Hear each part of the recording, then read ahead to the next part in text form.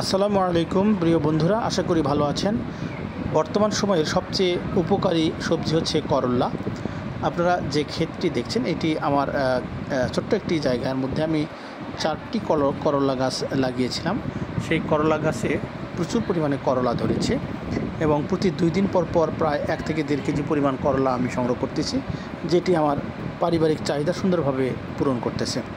আপনারা জানেন যে করলা অনেক উপকারী। করলার উপকারিতার মধ্যে এটি যেমন ডায়াবেটিস নিয়ন্ত্রণ করে, শরীরের ওজন কমায়, এটি হজম শক্তি বাড়ায়, পাশাপাশি এটি রক্ত এবং লিভার পরিষ্কার করে, এটি ক্যান্সার প্রতিরোধক এবং সর্বোপরি এটি মানুষের রোগ প্রতিরোধ ক্ষমতাকে অনেকাংশে বৃদ্ধি করে।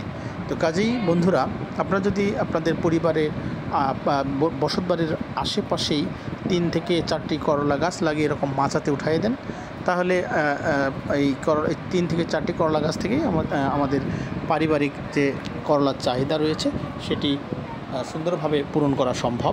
তো কাজেই আপনারা এই করলা গাছ রোপণ করবেন, নিজের করলা নিজেই খাবেন। এই ভিডিওটি দেখার জন্য ধন্যবাদ। এ ধরনের ভিডিও পেতে লাইক, কমেন্টস এবং ফলো দিয়ে পাশে থাকুন। অসংখ্য ধন্যবাদ।